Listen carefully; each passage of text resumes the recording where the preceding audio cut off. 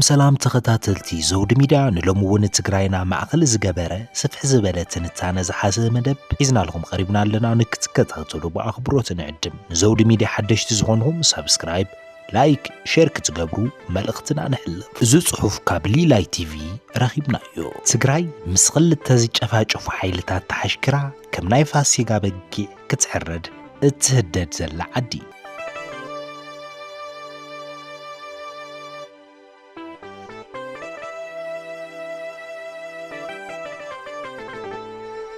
أبي أحمد قديمو زحالمو مدليتاتو كاب مقعد ندحري زي بالساب كم زخونه حلوف ناي مرحنة زمنو أرئيون نايو اتناي زمن جانو هيناي مخوان تأموم دليتو نمتقبار زي ربرب أبي عب زمن سلطانو إثيوبيانا بقيح بحركتك العقل مقال قدامي أجندو إيو إثيوبيا مستانس أهاجر كم زخونة زعوجت سومالي لاند ودبناي مركاو علي عاسيرو كوان تنبرة بعد رادارنت بريزيدنت تركي إثيوبيا نتوعل سريزا قال إماراتسي كتنعد تسماميعا برقص كافل ما دليت أبي تاريخاو ودب عسب مبر أب سومالي لاند الزركب ودب بربرا أي نبران أبي يتوعل أجندان مقيار خونه يدوز قبرو امبر عينون حلنون ودب عسب كمي كم زركب قطرن ليتن كم مستنتان عدي وعلن كاوتا دراو مقرراب كسابناي ميديا بروباغندا بوزوح داخمولو إيو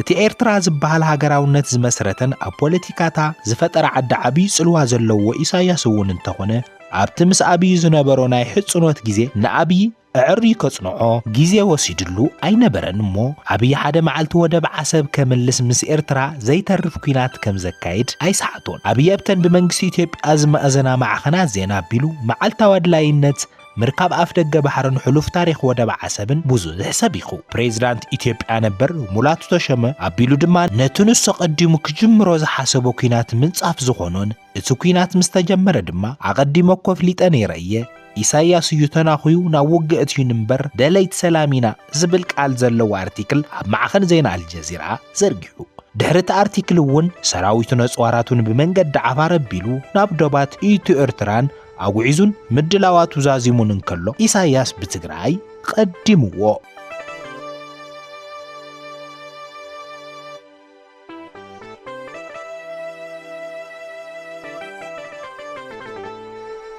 شعبية نتنا إثيوبيا مدلاوات أب جمزة وتدراو مدلاوات الناجبرة يصنيحو بفلاي أب تكينات كل لعيخ إليو إلوز جمتو جنبار بري صعق وتدراو مدلاوات كمز جبرة من جدات يحبرو انت خنا إساياس فرقي كابت زكايدو زلو وتدراو مدلاوات نلعلي تجبارات أبيين مخلاف إتي أب تجراي زلو ملك زي حزب بوليتيكاوي زي رجوعنت مزميزون بربحو كغيرو إيو تقويو إساياس نتوم بناء أبي أحمد بوليتيكاو من قد زي تحقسو معقلهم حاولت زقبرو بفتلة ورق زمروحو مقال حوحت كقراربو من كسراسرومن جيزي اي وصدلون ابنت حبيرنا كنسرح تدلين توينكم نتاب تقراي زلو بجيتاچو ردا زمراح ناي ابي احمد الاخت زفصمن جيزاو منغست عليكم تقلاطيفكم تقراي ناب ايدكم اتووا زبل ممرح يهبوا سبلمودو صباح بعسب غص كوينات جمر يخون إلو እና ተጽበየን ከሎ ንነብሶም ካብ ቆርን ለዓል መራሕት ሰራዊት ትግራይና ኢሎም ዝሰየሙ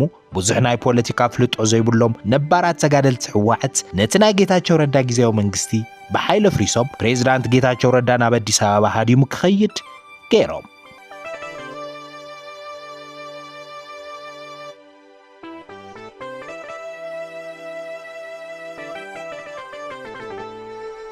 كابو بتوساهون أبي بتكبارهم تقطعون بتقرأ وتدراو منقسقاس كي يجبر مئنتي ناي تدالي ناينا ملسي عبعدوا بشمرق مصحف كلهم عزز سراوي تقرأ يستراقبوه وتدراو مرئيت አካይደው አብይን ኢሳያስ አብ ግንባር ቡሬና ተጸበየን ከሎ ኢሳያስ ነት በውሳነታት አብይ ዝخره ቲም ፈትለ ተጠቂሙ ንአብይ አህመድ አብ ትግራይ ዕዮ ገዛ ሂብዎ ሰብ ትግራይ ካብ ሕግ ወጻእ ዝተገበረ ዕልዋ ጊዜያዊ መንግስቲ ናይ ኢሳያስ ፍርቅ ከም ዝኾነ ዝተረዶ አብይ ጉዳይ ዓሰብ ንጊዜኡ ወንዚፉ ገጹን ኣብ ትግራይ ክገብር ተገዲዱ ኢሳያስ እውን ጊዜያዊ እስትንፋስ ዝረኸበ ይመስል ብርግጽ ኢሳያስ ኢትዮጵያ ብልዕሊ ኤርትራ ወራር ክተካይድ ተሓስብ ስለዘላ ማሕበረሰብ ዓለም ዓገብ ይበለልና ዝዓይነት መጸዋዕታ ገይሩ እዩ ጎና ጎን ድማ ኩሉ ብረት ክዓጥቕ ዝኽእል ኤርትራው ናብ መሰልጠኒ ማእኸላት ኣትዩ ተዓሊም ክወስድ ይገብረሎ አብይ አሕመድ ነተብ ትግራይ ዝተፈጸመ ዘይሕጋዊ ተግባር በወታደራዊ መንገዲ ምፍታሕ ዘዋጽእ ኮይኑ ስለዘይተሰምዖ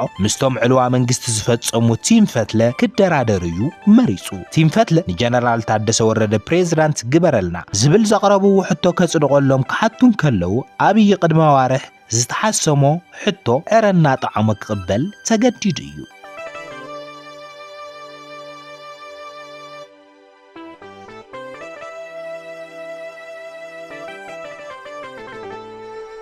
አብይን ታደሰ ወረደ ብፍላይ ናብ አዲስ አበባ ጸውዑ ፕሬዝዳንት ክትኸውን ድሌት እዩ እንተኾነ ድሌታት ማእኸላይ መንግስቲ ኢሉ ዘርዚሩ ዝሃቦ ቅድመ ኩነት ነይረ ካብኣተን ሓንቲ ሰራዊት ኢትዮጵያ ኣብ ትግራይ ዝነበረ ወታደራዊ ማዕስከራት ክርከብ ባይታ ምንጻፍ እዩ ታደሰ ነቲ ሓሳብ ተቐቢሉ ከተግብር ተሰማሚዑ ደኣ ናብ መቐለ ይመለስ እምበር እቶም ብመንጎኝነት ኣማኻሪ ጉዳያት ፖለቲካ ኢሳያስ አፈወርቂ ዝኾነ አቶ የማነ ወይ ማንክ ዝምሩሕ ዘለው ቲም ፈትለን ወታደራዊ ደገፍትን ግን ስለዘይተቐበልዎ ድሌት አብይ በቀሊሉ ክትግበር ዘይሕሰብ ኮነ አብይ አሕመድን ጀነራል ታደሰ ወረደን ንመዓልትታት ዝወስድ ድርድር እኳ ከካይዱን ተቐነዩ ብዙሕ ዝሰለጠ አይመስልን በዘይ ተሓጎሰ አብይ አሕመድ ንመራሕቲ ሕወሓት ዘዋረደ መራሒኹም ብኢሜይል ምረጹ ዝብላግ ጸውጽዩ ቲም ፈትለውን በትድሌታት ኢሳያስ አፈወርቂ ዝተቃነየ መርገጺ ስለዝሓዙ ንጽባሒቱ ናይ ተቃውሞ መግለጺ አውጽዩ አብይ አሕመድ እውን ማእኸላይ መንግስቲ ናብ ክልል ጣልቃ ዘእቱ ሕጊ